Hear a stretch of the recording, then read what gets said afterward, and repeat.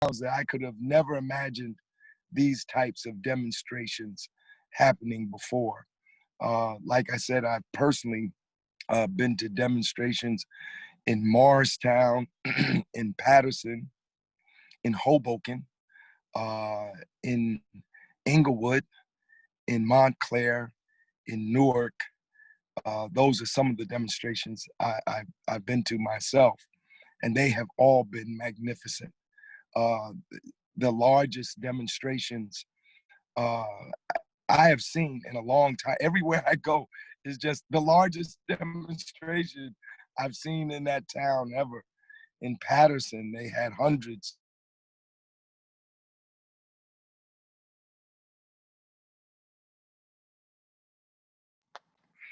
In Patterson, hundreds of people marching. And everywhere I've gone, I've seen hundreds of people marching. So this has been a wonderful thing, and I would like to see it continue. You know, we don't necessarily need any kind of centralization at this point.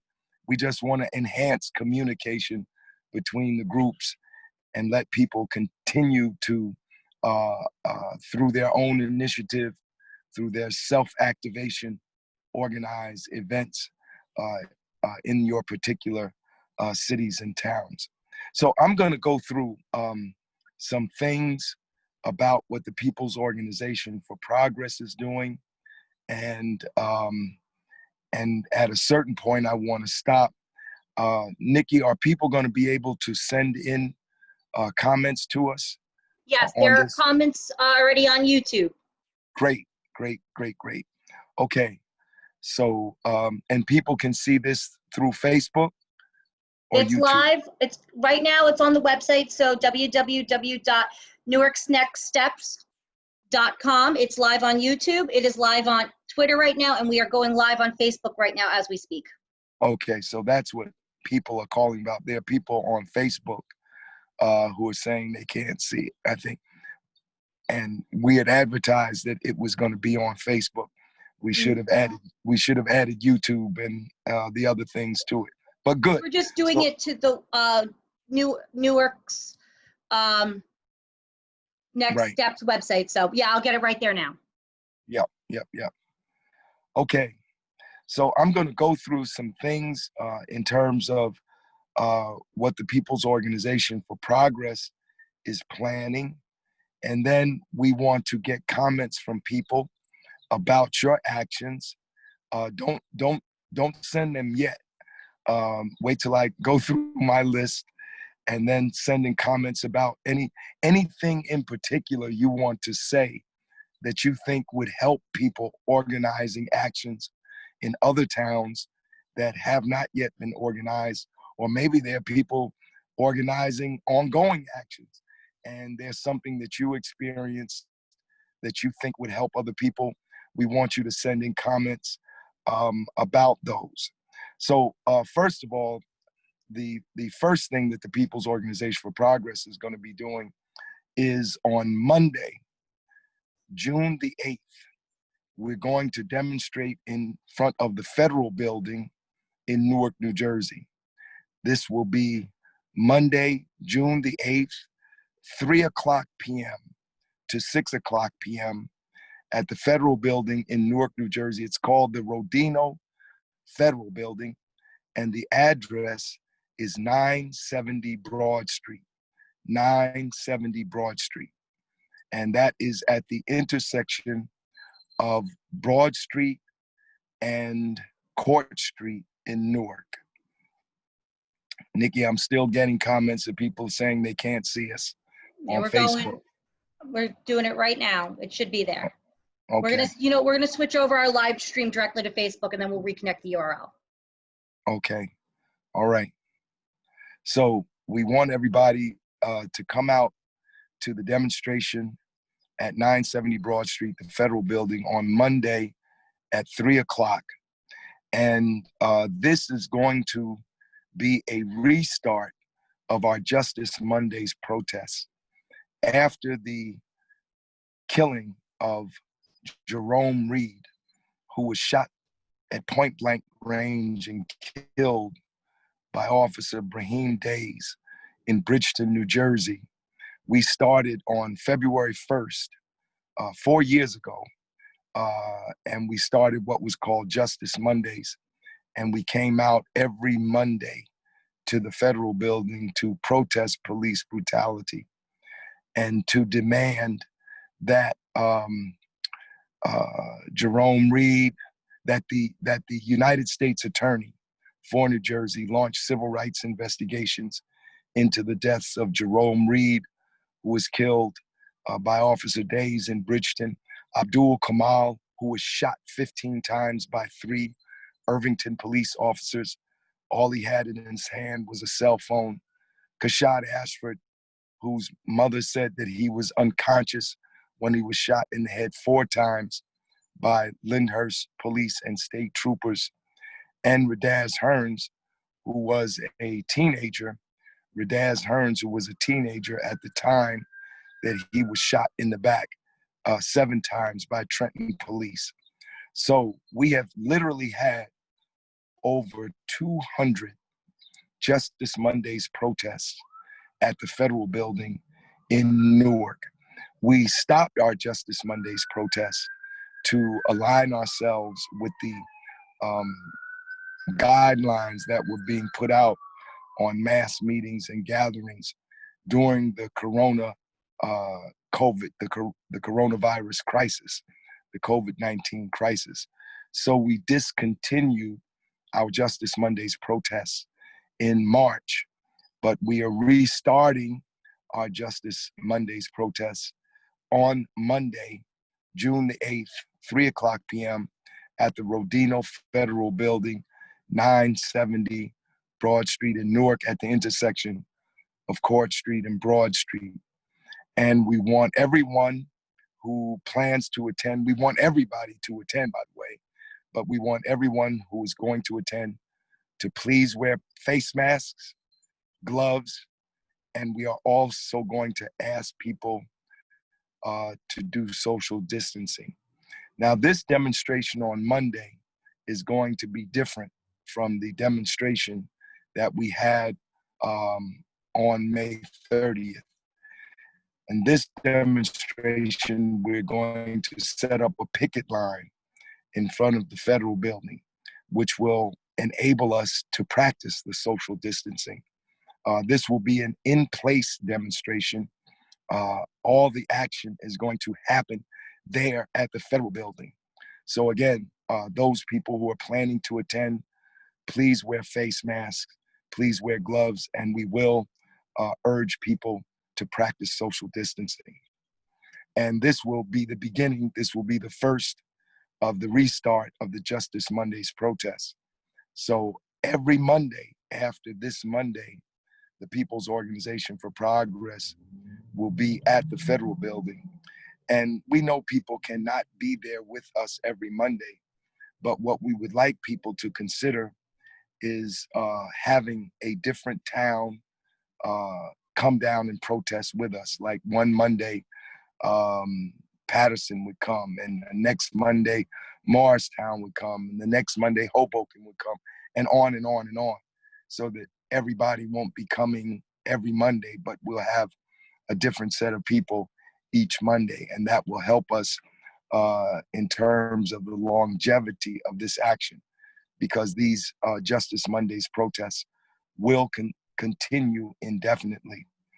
We'll say more about this as we continue to go through the program, and we'll continue to announce it for people who may have missed it. What we also want people to do is to continue to monitor the cases of George Floyd, Breonna Taylor, and Ahmaud Arbery. When I say monitor, I mean continue to read the newspapers, listen to the news, go on social media, read the articles and posts coming out on those cases, because there will be new developments in those cases.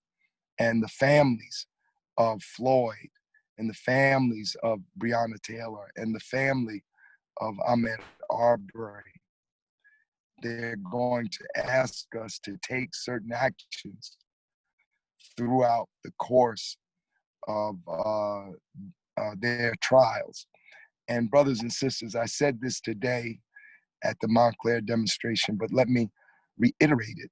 The process of bringing the murderers to justice, the murderers of George Floyd and Breonna Taylor and Ahmaud Arbery, is going to be a protracted process.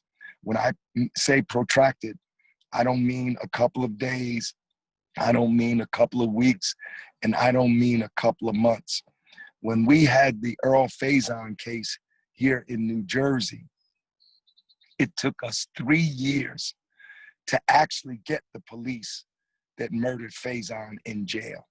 So it might take as long in these cases, it might not, but it's certainly going to be more than a couple of days.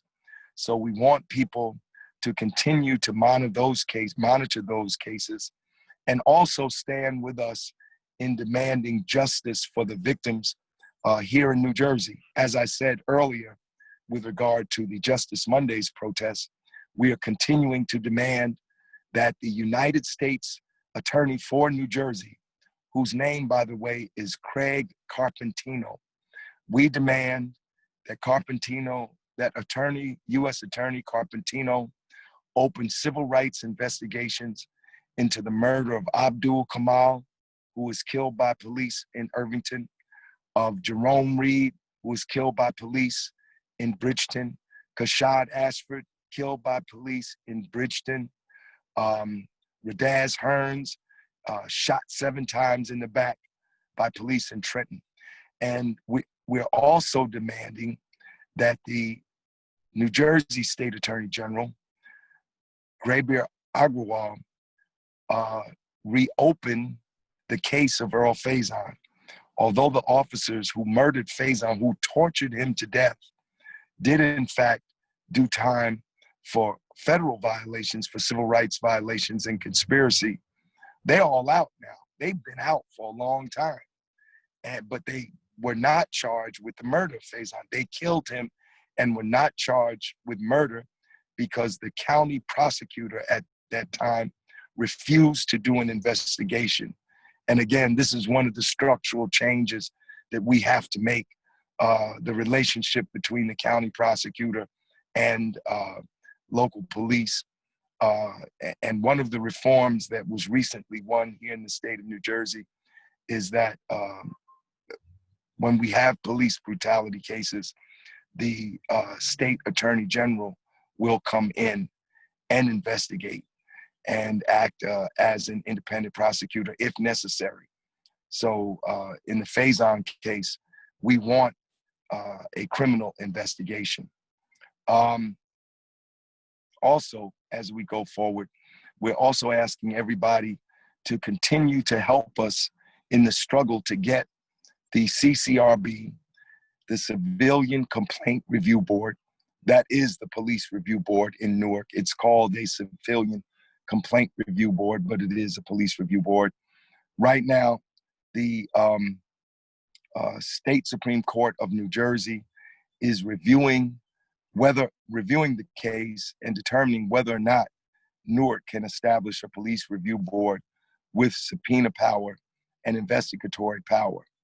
We need people to continue to call the state Supreme Court and let the clerks of the court know that we demand that the state Supreme Court uphold the appellate court decision. The appellate court decided in the favor of Newark. So what we're asking is for the state Supreme Court to uphold the appellate court decision. So when you call the state Supreme Court and you speak to the clerks there, tell them you're calling to ask the state Supreme Court to uphold the appeals court decision in this matter, because the appeals court decided in favor of Newark and said Newark could establish a police review board with subpoena powers and investigatory powers. Furthermore, the People's Organization for Progress, we are putting forward now the demand that all cities and towns and villages in the state of New Jersey have police review boards or some type of civilian oversight body for the police. Uh, we feel that this is necessary because these police brutality cases are happening all over the state. And although police review boards in and of themselves will not stop police brutality, it will have an impact, an ameliorating impact. We've noticed here in Newark, since the Justice Department came in and put the police under consent decree and imposed and put a federal monitor over the Newark police, and since the establishment of the Police Review Board, that while there is still police brutality, that we have not had as many cases as we were having during the Booker administration and when Gary McCarthy was the police director in Newark. So please continue to call the state Supreme Court, demand that it uphold the appeals court decision. And we hope, we can't demand, because this is a decentralized movement. Everybody is building their own movement in their town, building their own organization and coalitions to have these protests. But we encourage you to demand the establishment of police review boards in your towns. Next, one of the things that we're considering is trying to have some type of summit. When we say summit,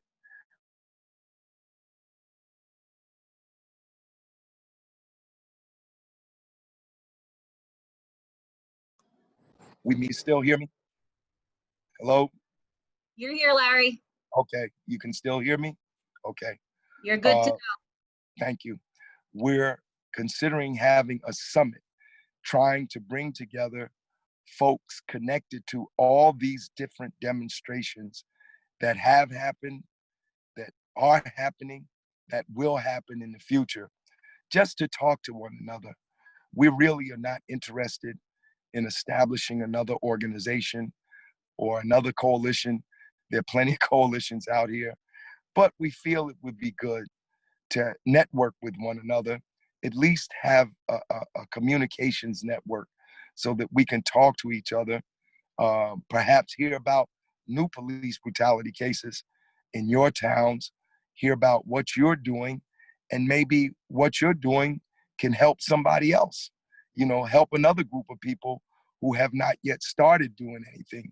You might say something, in fact, that they might see that they're encountering some resistance, how you're handling the resistance to the effort to protest for justice for George Floyd and the other victims of police brutality. So we will announce the date of that summit in the upcoming days after the June 8th protest in front of the federal building. Monday, June 8th, in front of the federal building at 3:00 p.m. The federal building is 970 Broad Street in Newark, New Jersey. Another project that we're considering is some type of statewide march. We're having all of these actions in towns all around the state, and that's really the best thing. The action at the very local level. Those are the best actions. But after we've seen a complete wave of these actions, we probably need to make an even stronger statement and have a statewide march. We had a march in Newark of 10,000 people, but with the enthusiasm that I see across this state in efforts to mobilize people to demand justice for George Floyd, we could probably have a demonstration even much bigger than the one in Newark if it's organized on a statewide basis. And again, we will announce the date for that statewide march in the very near future. Today, at the demonstration in Montclair, one of the demands I put forward to the mayor and the town council in Montclair is that they should abolish the chokehold, make it illegal in Montclair. Right now, the Attorney General Grabir Agrawal is considering outlawing the chokehold statewide. if he sees municipalities outlawing it in their particular towns, then he may also move more quickly to, in fact, issue a statewide edict outlawing the chokehold. Now, departments already say it's already a matter of police departmental policy that officers shouldn't use the chokehold, but it is not illegal. We should make that chokehold illegal. Any type of restraint like that killed Eric Garner in New York City, and Warren Lee, who was similarly strangled by police in Newark, New Jersey, and George Floyd in Minneapolis. And we had a case in Bloomfield, New Jersey, that of Santiago Villanueva, where the officers put their knees on, not on his neck, on the chest of Mr. Villanueva, and they caused him to suffocate to death. These type of chokeholds all should be outlawed. So we're hoping that people would make this demand at the local level.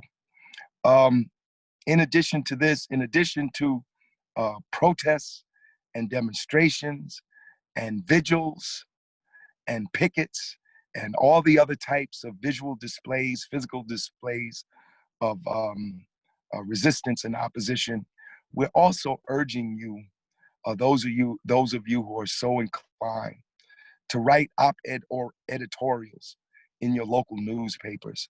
Now, some of you could write well enough to get something in the papers of record of the state, like the Star Ledger and the Bergen Record and the Atlantic City Press and the Asbury Park Press and the Courier Post down there in Camden.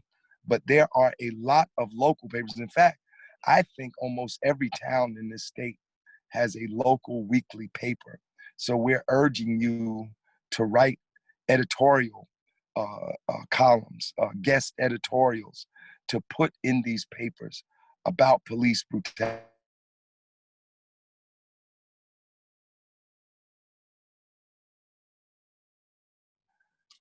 Am I okay, Nikki? People keep calling me. Yep, we got to get you a new SIM card too. All right, thank you.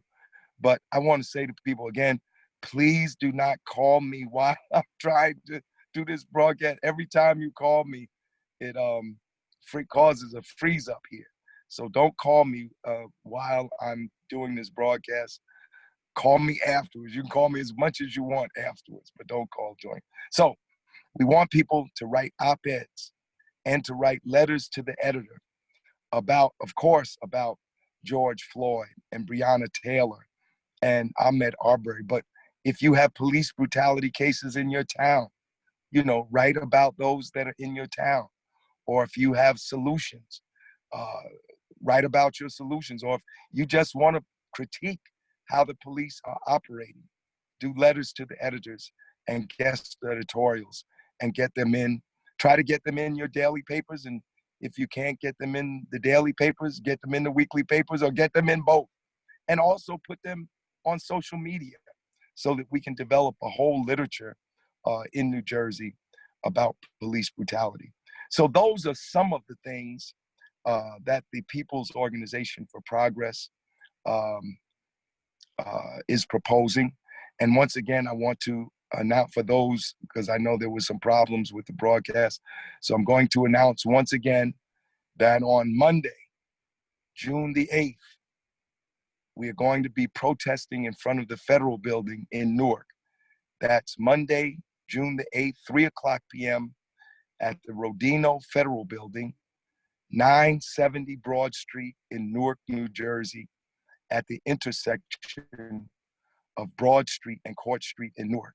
We will be there from 3:00 to 6:00, picketing in front of the federal building, demanding that the federal government take action on the issue of police brutality. And one of the things I haven't had a chance to mention, because when you have to understand, when you're speaking at rallies, you really can't speak too long. I got a reputation for being long-winded anyway. you know, so at certain points I have to cut it off, and it doesn't allow me to put out all the reforms that we're talking about. But we definitely want to see an end to the militarization of police, not only in New Jersey, but across the country. There's a program that the Pentagon has where it shares, it gives, literally gives military equipment to local police forces. We want to see an end to that program. I think it's called the 1099 program. But this militarization of the police put on their riot gear, and you can't tell the police from regular soldiers, because and some of these police in some of these cities even have tanks. That's how crazy it is. So we want to see an end to the militarization of the police. We want to see the police. We want to see a program where the police submit demographic data on their arrests so that we can see if there's police brutality. Now, they are requested to do so by the FBI, but if they don't do so, there's no penalty. We want to tie the submission of that data to federal aid. If police forces, police headquarters don't submit that data, then you lose your federal aid. If police forces are brutal and killing unarmed people, then you lose your federal aid. So we want to see that. We also want to see racial profiling outlined. So there are a lot of reforms that we want, but sometimes during the rallies, we just can't get it all out. But there are going to be many rallies, brothers and sisters. You're going to have many rallies, and you'll have plenty of opportunities to put all your demands out there. So at this point, I want to stop, and I would like you to share with us, send us in some comments about the actions you've had. Now listen, on upcoming actions, we're going to take those after we finish the comments on the actions that people have had already. So first, right now, send us in your comments on the actions that you've had so far. Were they good? Were they bad? What was the strong points? What were the weak points? What are lessons that people can take from your actions to help them organize their actions? So, Nikki, have we gotten any comments in? We've actually gotten a lot of questions. And okay, we are going to next, take questions, but first we want to hear about people's actions. Well, Justin Goldman from Essex County, Our Revolution, would like us to know there were 3,000 people today in West Orange. It was a truly beautiful, organized event by the young people in town. Wow, 3,000. Wow. Yeah, 3,000. Any other comments about actions? Hold on, we have a lot, but most of them are questions, so bear with me. Okay. All right. We're going to come back to your questions. We're going to do as many questions as time will permit. We're going to do questions at the end. But right now, if you have any comments about actions that you have had that you want to make, we want to hear them. We want to read them out. Any others, Nikki? George really wants us, and in general the public too, it just lost me. He wants to push for a citizen review and oversight, as you are calling for. Right. Tomorrow there is mass action in Milburn, New Jersey. Really? Okay. Actually, it's not commented on the post because they weren't able to make it, but I know a young gentleman who just made Eagle Scout put together a mass protest today in Saddlebrook. Wow, great. Okay, any others? Any other comments on actions? Nope, just lots of questions. Okay, lots of questions. All right, listen, folks, we're gonna take your questions now, but don't leave after we finish the questions, because there's still some more information we want to impart to you. Mm-hmm. We did get, Ingrid just brought to my attention that in Highland Park on the side of Route 27, there were people lined up. Wow. And I also heard that people in Teaneck stopped traffic on Route 4 yesterday. Yes, and they were very peaceful. When the police came, they they did what the police asked. It was very peaceful. It was very popular actually amongst a lot of Bergen County groups. Mark from Nutley, his original group started with a few people. Yes. Every day gets bigger and bigger, and then tomorrow they're hosting a very large rally. Okay, great. Okay, so look, so why don't we do it like this, Nikki? Listen, everybody, if you have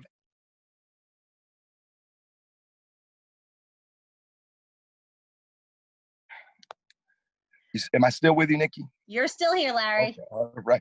Stop calling me, people. Wait till I get off this Facebook broadcast. Actually, I know you want to change this, but I want to give Patricia. Patricia just reached out and she said there were 2,000 people in Flemington, New Jersey today, organized by high school students, and that she saw that the young people are awakened and organizing. That's great. See, all over the state, thousands. People are having the biggest demonstrations they've ever had. And this is a testament to the power, the impact of George Floyd's death. So we're going to do it this way, Nikki, since everything is coming in all mixed up. We're going to take it all together. So while we're taking people's questions and answering them, if you have upcoming actions, send us the date, time, and place, and we'll announce your upcoming actions as we're going through the questions. So Nikki, go ahead with the questions. Okay, so our first question comes in from a teacher. She would like to know, how can teachers organize to get the police out of the schools? Get with the parents. The teachers can't do it by themselves. They have to get together, form a coalition with the parents, discuss it with the parents, and when everybody is on the same page, everybody go down to the Board of Education and make that demand. When I say go down to the board, I mean go down to the Board of Education meeting together, parents, teachers, students, and make that demand to the Board of Education. What's the next question? The next question is, how do you propose about defunding the militarization of the police?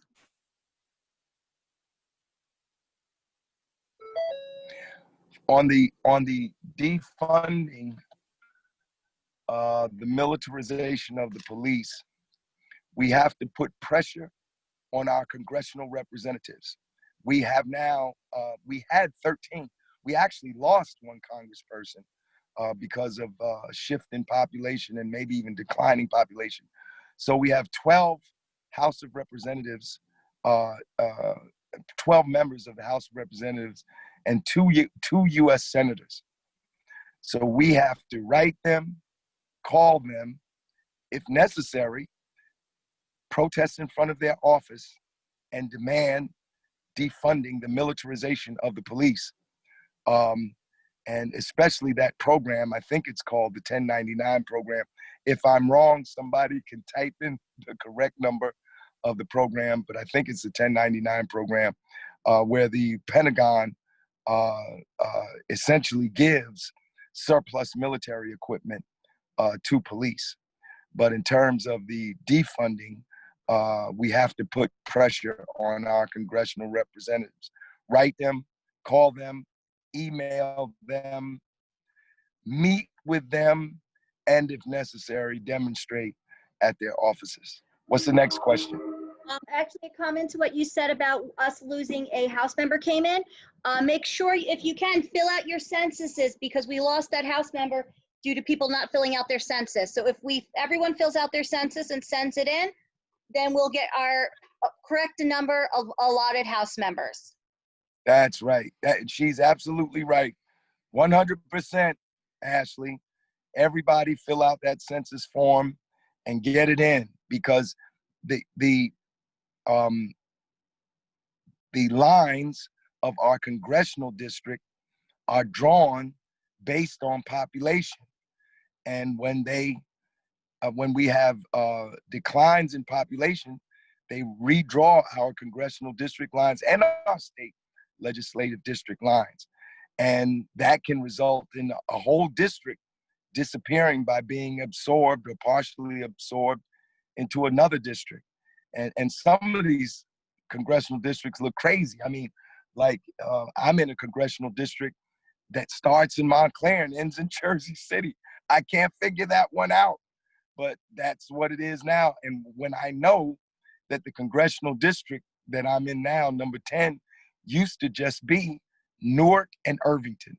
Newark and Irvington together had enough population to make a congressional district, but that has since changed because of the decline in population. So when you don't fill out that census form, you're not counted.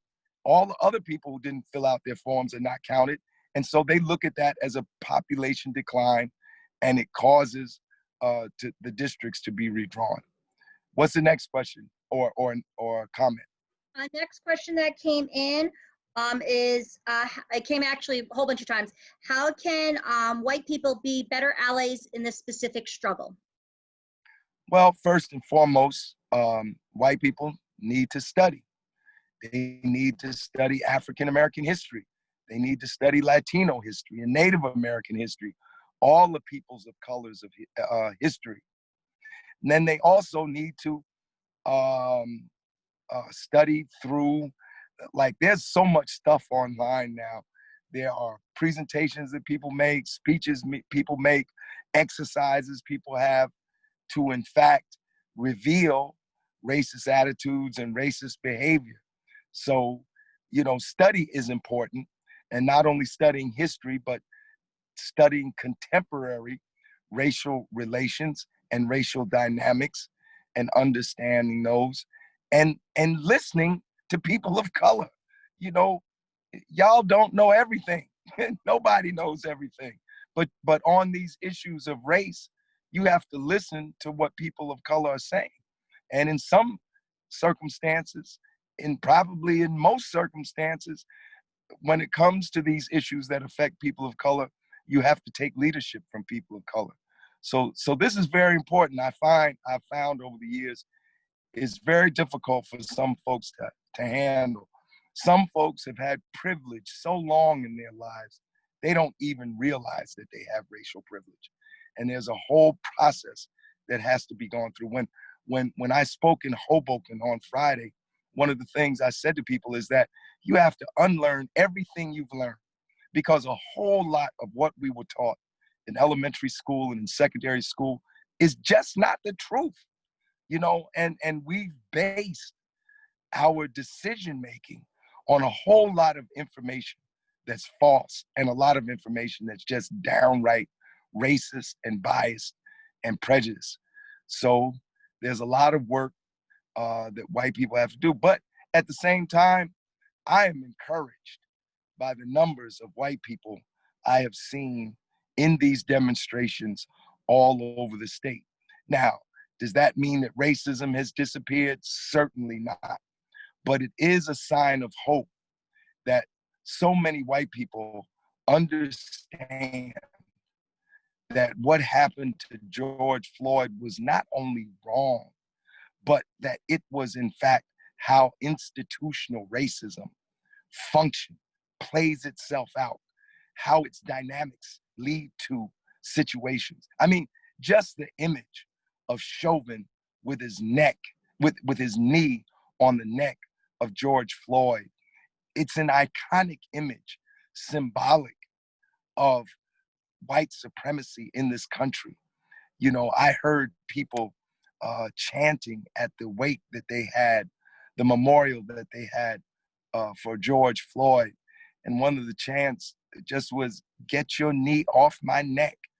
And we feel the knees of racism on our necks in so many ways, not just in the way that when the police or violent white supremacists do certain things, but it manifests itself in so many different ways, in so many different areas of society.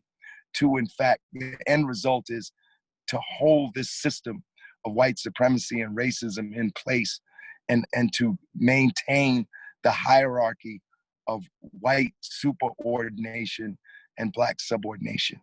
So that's just my thought. I don't have the last answer on that. Through reading and study, through practice, through interacting, through the struggle, through the anti-racist struggle, White people have to get involved and stay involved in the struggle against racism. That's really the thing that will transform you. Study will only do so much. Watching presentations on YouTube will be helpful, but will only do so much. It's just like swimming. You can read about swimming, you can watch a movie on swimming, you could probably give a lecture on swimming, but to swim, ultimately, you have to jump in the water. And white people have to jump into the struggle against racism in this country. What's the next question and comment?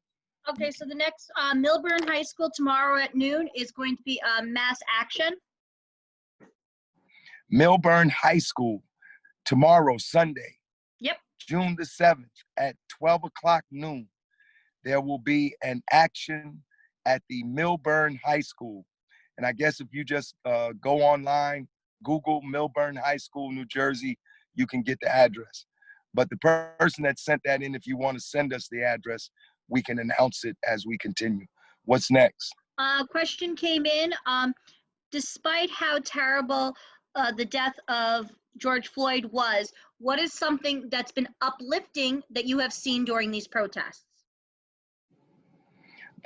What's uplifted me has been the numbers of people. I mean,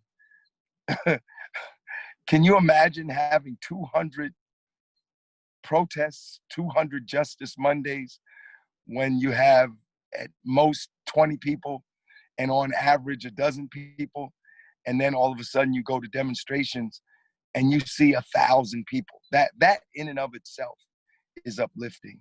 And I want to urge those of you who are organizing protests, don't just organize one protest.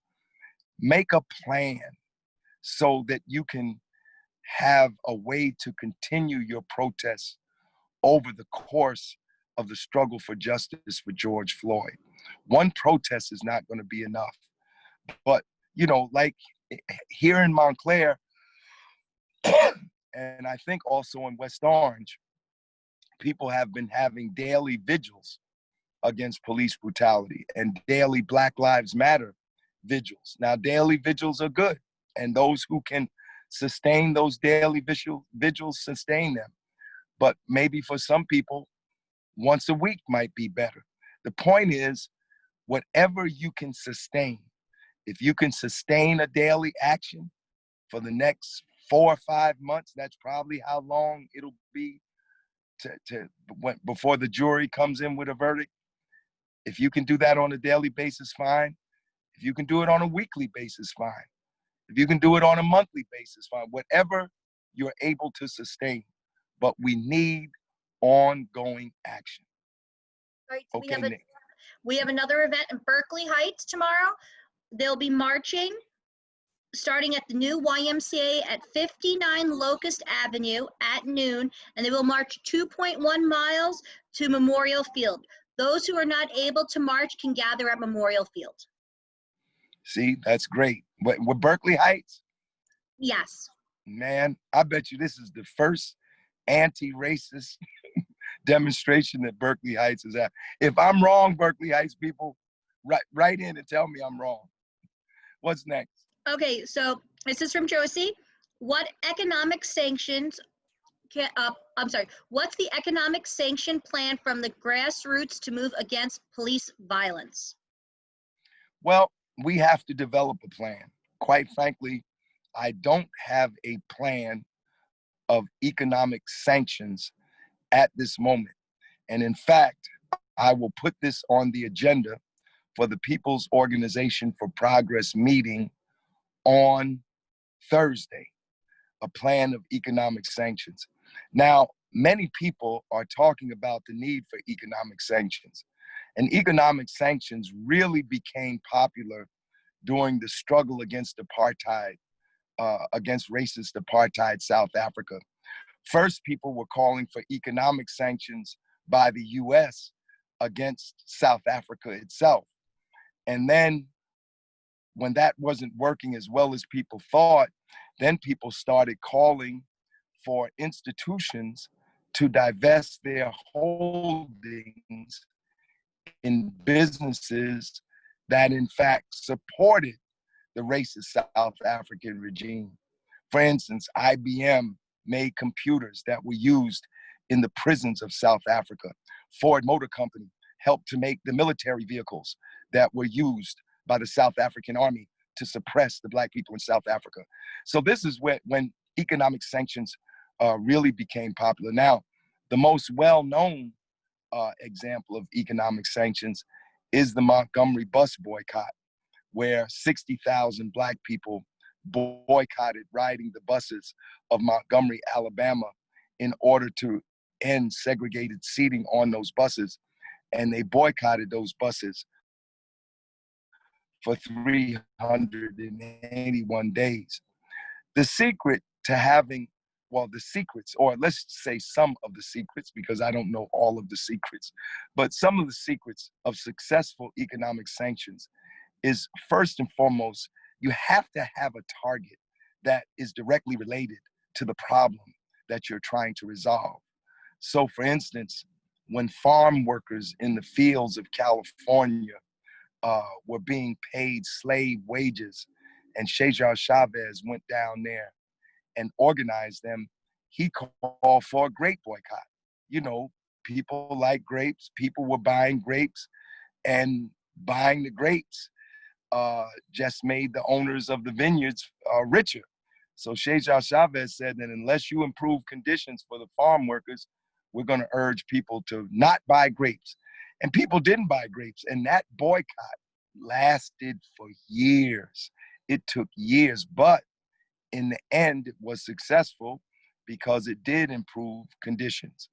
It didn't improve them to the point that where they should be, but it was certainly an improvement over what people have. So you have to have a target. The Black people of Montgomery were taken, many of them, the 60,000 that rode the buses, were taken to work by these buses. See, a lot of the Black people lived on one side of town, and they worked for white people who lived on the other side of town. So when the Black people stopped riding the buses, one, it hurt the buses, but two, it also hurt their employers, because it meant that people weren't coming to work. So they had a target.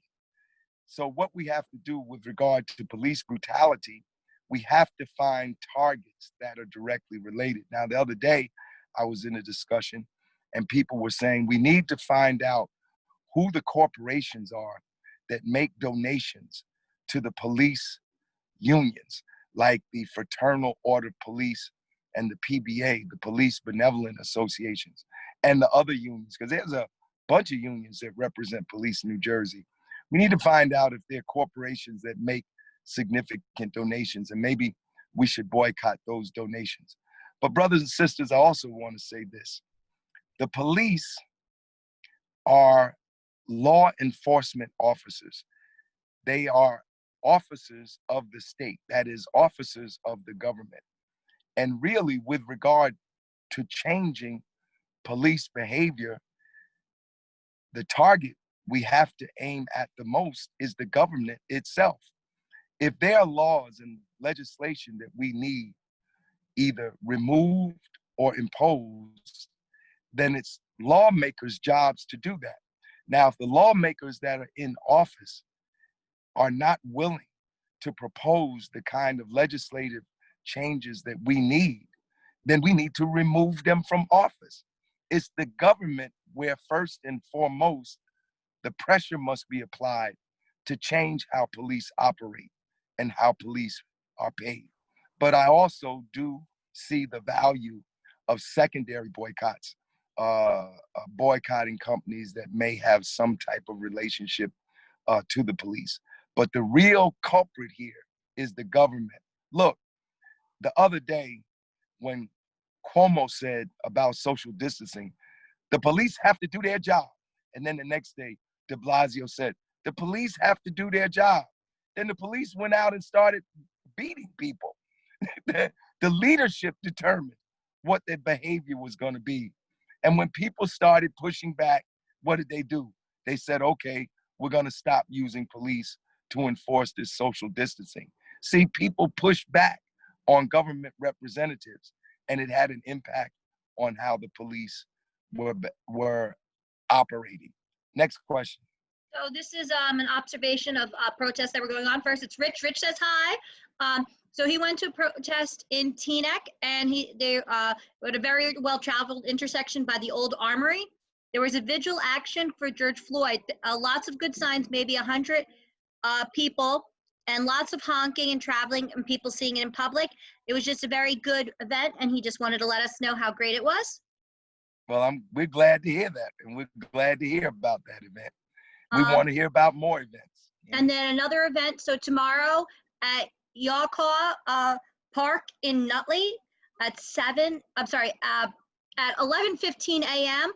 They do ask that social distancing and masks are worn, but that will be at Yawcaw Park at 11:15 tomorrow morning. In what town is this? Nutley. Nutley, yes. See, Nutley's having a demonstration tomorrow. In fact, I got a call about that too. So we would encourage people in Nutley and in surrounding areas to go to all of these demonstrastrations that are being announced. And then, as you said, they do an ongoing on the corner of Franklin and Center Street in Nutley, all four corners. 2-3 times a week, they are there with signs, honking, and I'm sorry, my daughter, who absolutely loves you, is just like, I want to talk to Larry. So another question came in. How is Emmett Till lynching different from George Floyd's death? No difference. A lynching is a lynching. Emmett Till was murdered. The one difference is that the people who actually murdered Emmett Till were not police officers. They were white supremacists. So that's one difference. But they were both lynchings. Emmett Till was lynched. He was murdered in the night, and a fan was tied around the neck, and he was thrown into a river. You know, a most gruesome death. His body was so mutilated that the sheriff ordered that the casket be sealed and not opened. But his mother, Mamie Till, defied the sheriff's orders and had the casket open. And there are a whole lot of people, including some historians, who actually say that the real beginning of the civil rights movement was before Rosa Parks' courageous action. They say that it was the murder of Emmett Till that began the contemporary civil rights movement. In the case of George Floyd, it was a policeman who lynched him, a policeman who murdered him, who kept applying the pressure while people were begging him to get up off of George Floyd. So in my humble estimation, they were both lynchings. All right, so another action. So Justin Goldman, so our Revolution, Essex County, Monday, June 8th from 4 to 5, which is during, Justice Monday, but they're going to be demonstrating outside Congresswoman Cheryl's office in Parsippany to respectfully ask her to sign on their criminal justice concerns. And that address is 8 Wood Hollow Road. Wow. Now that sounds like a strong action. All right, next. All right, the next Good luck on all these upcoming events. Go ahead. This is another question that keeps coming up. People would like to donate to different organizations. Is there any organization that you would think that would be most effective to donate to? I think most of the organizations are trying to do good work, so I'll leave that to you. I'll leave that to you. I don't want to, because if I name one organization, somebody's going to be slighted. But I would urge you to support really grassroots organizations, especially the volunteer ones, and especially those organizations that are fighting police brutality. Tonight, we're talking about fighting police brutality. I think the ACLU of New Jersey, even though it's not a volunteer organization, is doing some valuable legal work on police brutality. I think the NAACP, Legal Defense Fund, is doing some valuable work on police brutality. I think the People's Organization for Progress is doing valuable work on police brutality. the NACP in Newark stood right with us when we had our demonstration, spoke at our rally and at our press conference yesterday to announce Monday's demonstration. There are a whole lot of organizations that are doing good work, and you just gotta, read up and find out which one is the one you like. But there are a lot of organizations out here doing good work. And if I haven't named your organization, please don't be offended. Please write it in. Okay. If you think if your organization needs donations, write it in and we'll announce it. Okay, next. Okay, so this question comes from Sarah.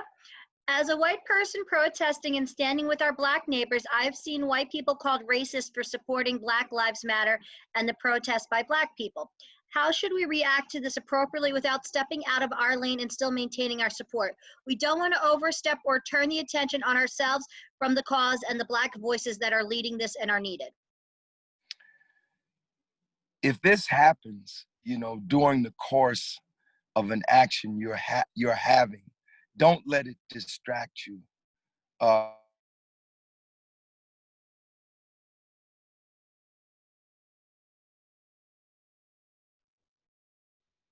Hello, can you see me, hear me? Yep. I'm sorry, you're so popular right now, Larry. Yeah, I know. People, don't call me during this broadcast. You're making the screen freeze when you do that. Wait till I get off. So don't let comments of people distract you from the action that you're trying to have. Now, if this is something that's said to you during a conversation, if it's someone who you think has a mind that's open enough to hear a different opinion, then I would say try to engage them, and try to convince them calmly, in an almost clinical way. Talk with them, and try to convince them of your point of view. But I'm going to tell you, folks, there are some people out here that are just set in their ways and they're not going to be convinced. A lot of these folks are Trumpers to the end. I don't care what Trump does, they're going to support whatever he does. He can do no wrong. So with folks like that, I would recommend that you not really waste your time and effort. However, if it's someone you think has somewhat of an open mind or some degree of open-mindedness, and you think that you could plant a seed, then plant that seed and continue ongoing discussions, calm, resolved discussions with that person. And perhaps over time, they can be convinced. There are people who have had, changes of position, changes of opinion when they get better information. But there's some people that won't be convinced. And I wouldn't be arguing and fighting with these people. Okay, next. So we have some first-time people going out to protest for the first time. Would you give them any tips of advice? I know a lot of them are nervous about protesting for the first time, Yes. especially under these circumstances. Yes. What tips would you give them? Well, first of all, to try to get as much information about the event before you actually go there, to call the organizers and get the complete details of what's going to happen. Like, is it going to be a rally? Is it going to be a march? Is it going to be a march and rally? Is it going to be a vigil? Is it going to be a picket? What is the nature of it? You might also ask, is it a permitted event? That is, was a permit required, and did they get the permit? Now, I'm going to say something about permits. The People's Organization for Progress, we try to comply with the permit requirements. Now, if you're having an in-place demonstration, according to the ACLU, you actually don't need a permit. If you're just standing in a place on a corner or, some location and you're not marching, you won't need a permit. If you're standing in a location and you need to use electronic amplification, a bullhorn, your town may have a permit requirement for that. And if you can get it, get it. Most towns don't charge for the permit. In the past, I've had situations with towns where I had to pay a $15 fee or something like that to do a sound permit. I don't even know if they're doing that anymore. But I do know that with the use of electronic amplified equipment, you do need a permit. If you're standing in place, you don't need a permit to stand in place. However, if you're marching, you may need a permit. And usually the permits are time specific. What do I mean by that? Both the sound permit and the march permit may have to be obtained so many days in advance. Like in one city, you had to get the sound permit 2 weeks in advance, 14 days in advance, and you had to get the march permit 21 days in advance. Now, as I said, POP, we try to comply with these. But I'm going to tell you, if there's a situation like George Floyd and we have to take to the streets, we have had many occasions where we did not apply for the permit. Now, what we do, and I make no, this is not a secret. If we're going to march without a permit, I do give the police a call. And I say, we're going to have a march. And they say, well, what's the route? And I tell them the route, and that's that. And we protested so much in Newark that the police are familiar with us. And so they've been cooperative with us. Now, this wasn't always the case. We had to go to court to, in fact, sue the city of Newark at one time, because there used to be, not only did we have to have a march permit and a sound permit, we had to have insurance, and they used to require $1 million bond, which cost about $1,500. And we actually went to court, and those cities that required that of us, we went to court against them and we beat them in court.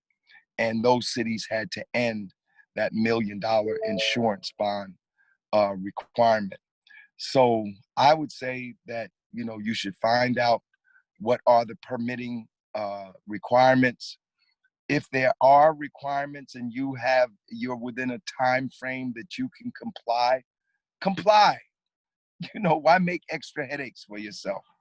If it's a extraordinary situation, it's an emergency mobilization, like the Floyd situation, then take to the streets the best way you can.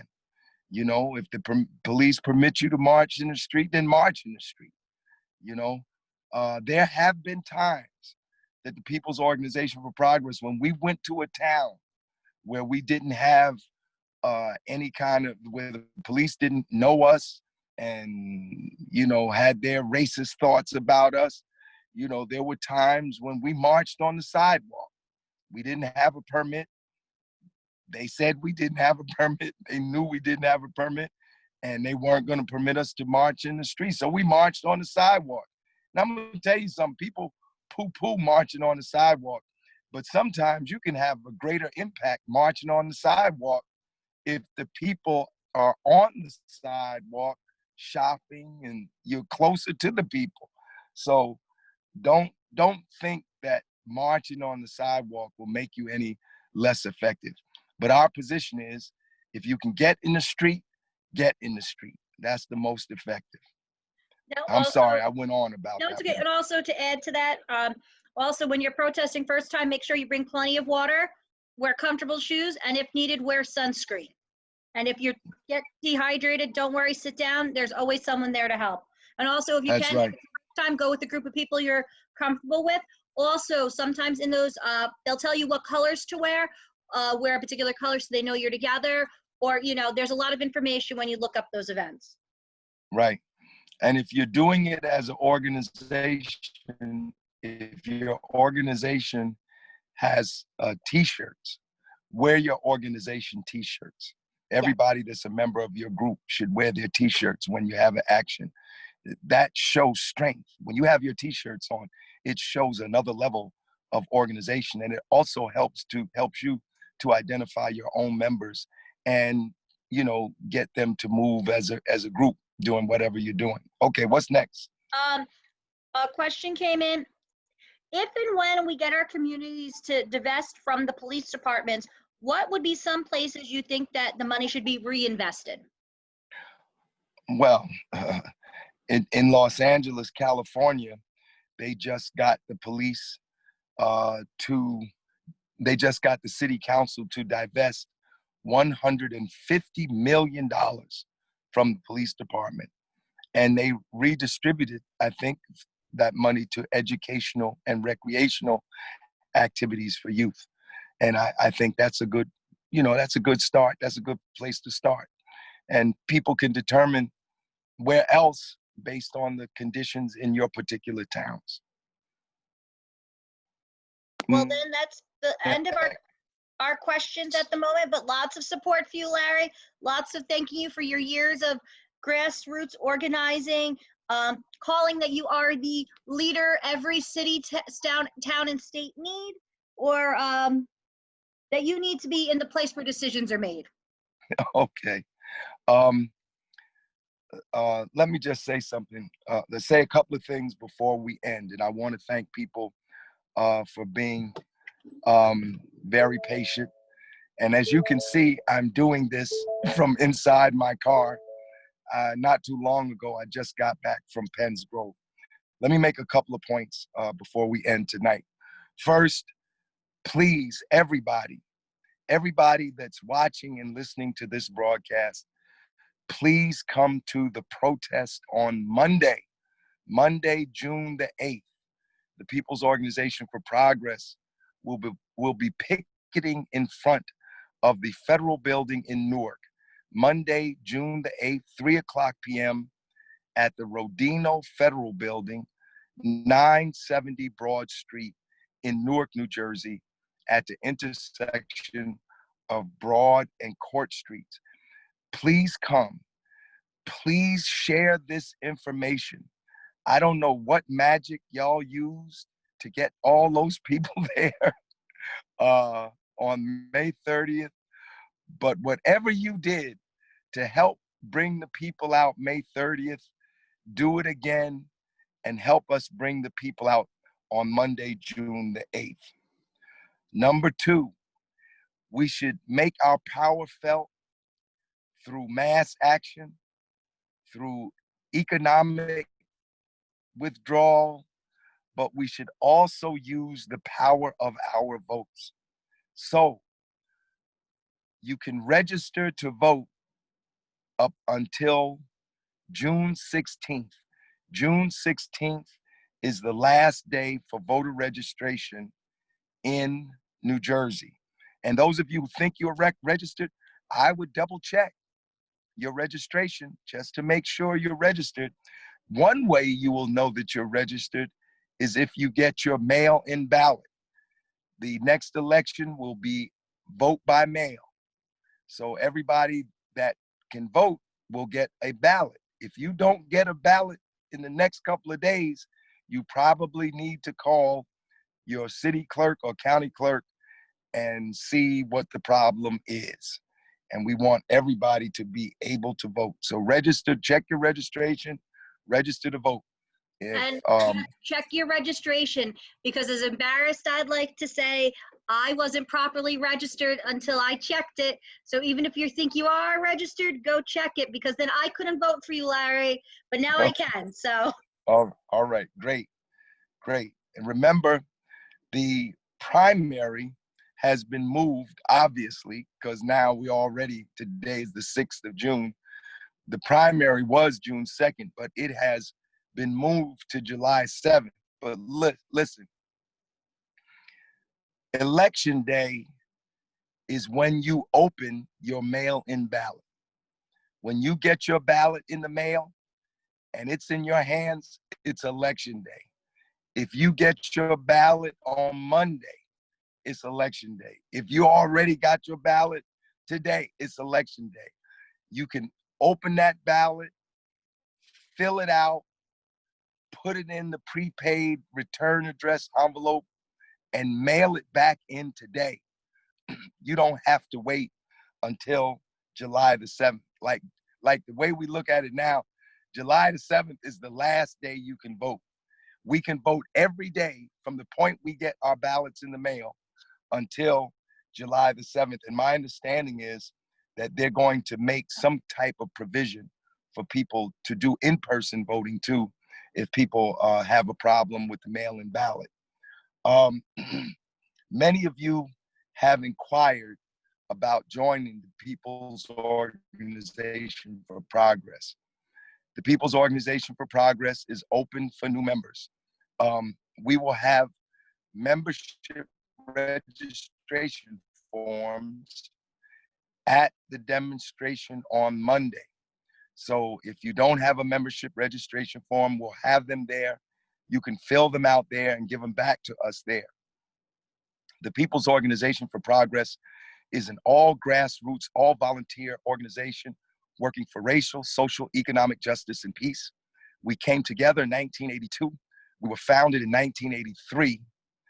This August will mark the 38th anniversary of the People's Organization for Progress, when we came together before we adopted our Constitution. So we want new members. We have only one requirement for membership, and that is, do you want justice? If you want justice, then you can join the People's Organization for Progress. We meet every Thursday. Now, historically, we have been meeting at the Abyssinian Baptist Church in Newark. POP is not a religious organization. The church has been generous enough to open its doors for our meetings.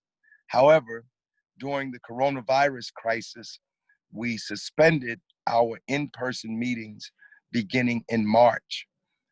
When the lockdown restrictions are lifted, we will resume our in-person meetings, but we will probably continue urging people to wear masks, gloves, and do social distancing at those meetings unless we are directed to do otherwise. Now, during this period when we're not meeting in person, we have a teleconference every Thursday night. If you join the People's Organization for Progress, you can be on this teleconference with us. So after Monday, after you fill out that registration form and you give it back to our Vice Chairwoman, Ingrid Hill, you will get a notification for the teleconference on Thursdays. I know that some of you have filled out membership forms and you have not received a response from us. Please forgive us for the delay. We've been a little overwhelmed trying to continue the mass actions of the People's Organization for Progress and run. And many of us are also involved in the Hamm for Senate campaign organization. So it has set us back a little bit. If you filled out your form and given it to us, I promise you, we will get back to you and we will get you involved. We want POP to become a very large, very strong grassroots people's organization fighting for justice, and we need you. So please, and especially we need young people. Look at my hair. My hair is gray, and a whole lot of our members got gray hair. We need some young people in POP to continue this work and to get involved in the leadership and be the next generation of freedom fighters.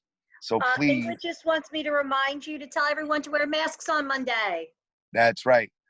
On Monday, June the 8th, 3:00 p.m. at the Federal Building, 970 Broad Street, we will be protesting. We're still in the coronavirus crisis, and sometime in the fall, they're expecting a second wave. So please wear your masks and your gloves, and we will urge people to practice social distancing. The last thing I want to talk about tonight is my campaign. At almost all of the, in fact, at all of the rallies I've been to, I personally have not talked about my campaign.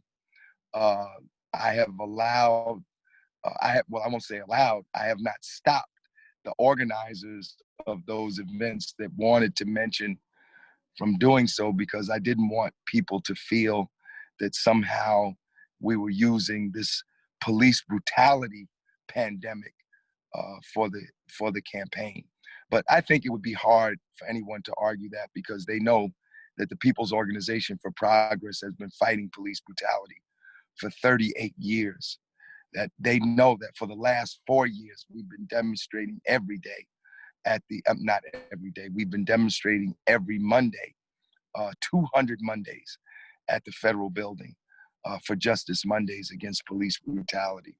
But the fact of the matter is, we must have representatives in Congress and really at all levels of government who are not afraid to take on the issue of police brutality. A lot of the incumbents are afraid to take on this issue because they're afraid that the police unions will campaign against them. And they will campaign against them. And they will not donate to their campaigns if they speak out against police brutality. And, you know, they'll fight back. You know, so a lot of incumbents choose not to be very vocal on this issue. But that's one of the reasons why police brutality continues, because we don't have the kind of people in office who are going to fight police brutality the way it should be fought.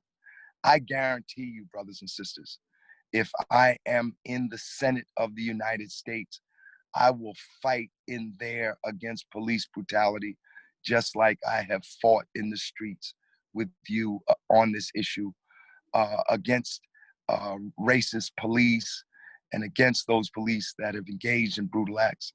I will continue.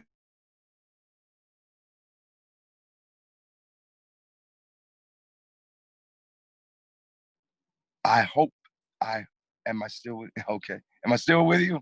You're still here, Larry. Nikki, I'm still with you? You're still here. Okay, all right. Well, thank you, brothers and sisters. Once I sign off now, you can call me. All those people that were calling me and freezing up the broadcast, you can call me after this, as soon as this is over. So thank you very much. I thought this has been an interesting interaction, an interesting online meeting. I thank all of those that have participated. Nikki, is there any idea how many people were viewing? Do we have any idea? We're over 5,000 at this point, individual views at some point. Wow, that's a lot. And there's about, huh? There's about 10 minutes where we were also just streaming on YouTube. So I would guess another 500 at least. So if there were 5,000 viewing this broadcast, I hope all 5,000 people will be with us the day after tomorrow, Monday, June the 8th, 3:00 p.m. at the Federal Building, 970 Broad Street in Newark, New Jersey, the corner of Broad and Court. Thank you, brothers and sisters. Good night and power to the people.